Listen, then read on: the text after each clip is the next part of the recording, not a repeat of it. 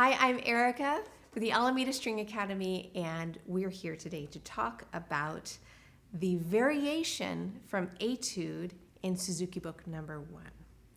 So in previous tutorials, you can check out what we talked about in terms of finding out the roadmap of the song so that you can easily play it from memory, and you really have a great idea of where your fingers should be and what kind of patterns you're playing, whether you're playing skips or steps, arpeggios or scales.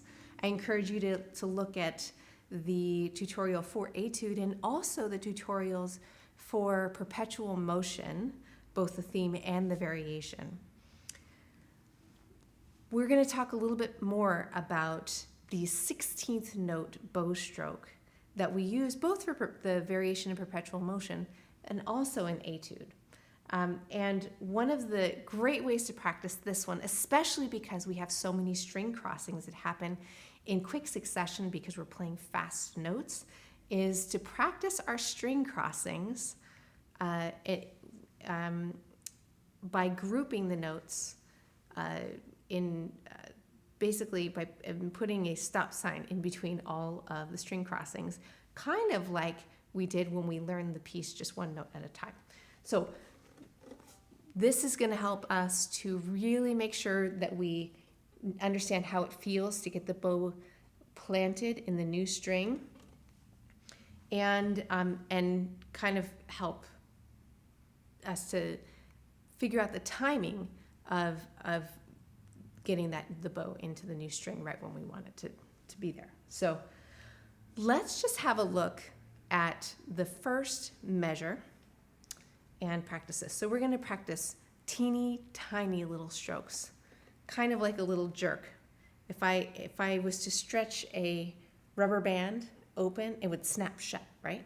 And that's the kind of feeling we want to have when we play a down bow. We're stretching the rubber band and it's going to snap back up on the up bow. So it's going to look like this. Okay? And I love this motion because it really helps us to kind of turn this fast bow stroke from one where we're manually going down up into something where it's more like kind of an impulse movement, to something where we, like if you slap your knee, it's going to jump out on its own and come back. And so because what we want to do is we want to turn these fast motions from two very fast and potentially very stiff motions that we make with our body into something that's very easy and kind of really one thing. So we practice this.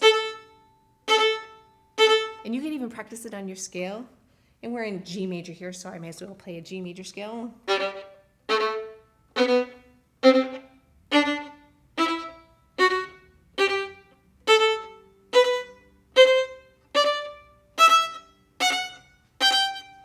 Okay.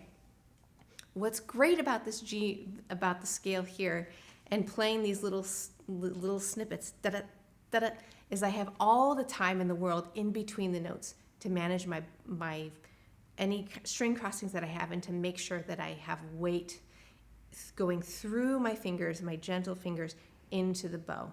So I'm always looking for a relaxed bow arm, my hand, my elbow, and my shoulder are all relaxed in this motion.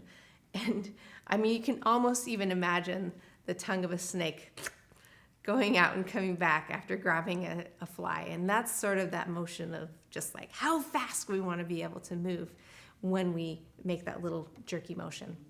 It should be super relaxed. So we could also practice it on the scales, or on the arpeggios.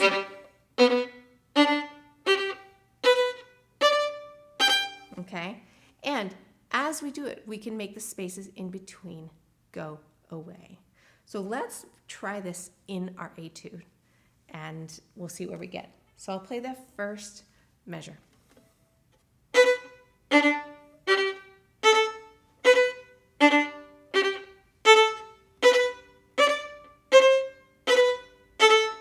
Okay, so I've made this really small, and you'll notice that there's a popping sound. It's ta-da, ta-da.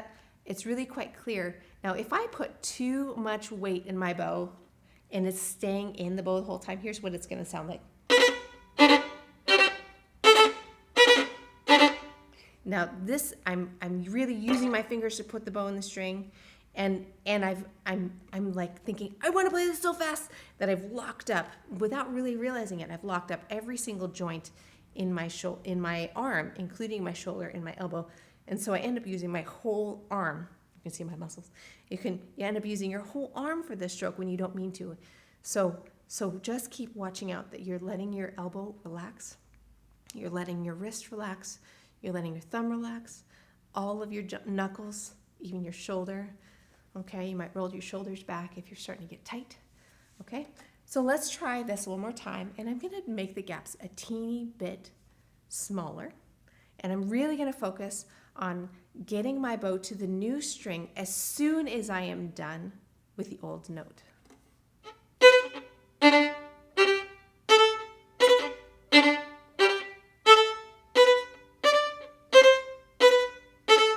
Okay, so it's in slow-mo, it's almost like I finished that stroke on the new string. And that's the kind of game you want to play when you're practicing really fast passages, is how quick can I get to the new place and really still be in control. We'll make it a little quicker.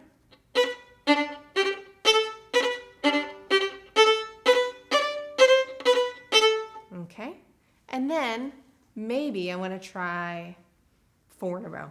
So I'm going to go da-da-da-da, da-da-da-da, da-da-da-da, just for fun. See if we can put a few more in.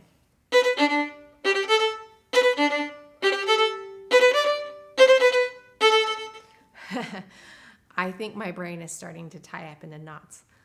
So I might, if I was practicing this, I might do that a few more times until it feels really comfortable. Because what I've suddenly done is I've taken those string crossings and smushed them together, and I now have no time whatsoever. So I need to rethink my strategy about how to get to the new string. So maybe I need to be a little closer, somewhere in between, somewhere closer to the D string when I start on the A string. Because when I start on the A string, I could be all the way close to the E, or I could be close to the D. And I kind of want to be closer to the D here. So I want to be able to move really quick, easily between both of those strings since I'm going back and forth. Okay, and if I wanted now to try putting more notes together, then I could just try. I'll see if I can play the whole measure. Okay, and so now suddenly it's become a lot easier. Okay, and if that feels tough, then when you group it all together, just back off on the speed a little bit. And you can start to hear the clarity and really kind of feel, okay, now I'm moving I'm doing my string crossings, but it's really clear getting to the new string. And I loved how that felt because my shoulder was able to relax a little bit more. I was able to focus more on the down, down, down, down, down, down, down, with letting my arm just make one motion, and then it rebounds back up like a rubber band.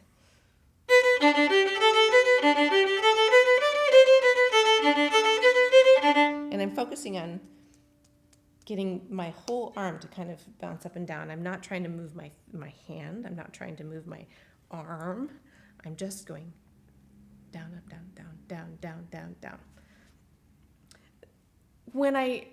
If I'm feeling really adventurous and I've got this whole song down at that speed, then I can turn my metronome on, maybe take it up 1 or 2 notches and at a time, and see if I can play the song.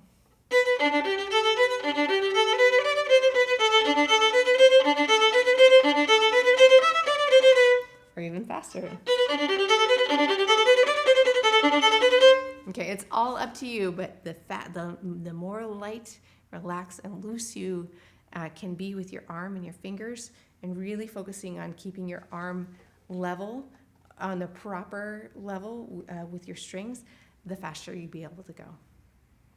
So I hope you've enjoyed this tutorial, and make sure that you play along with me in the solo playthrough and also in the playthroughs with piano accompaniment, with me or without me. Enjoy.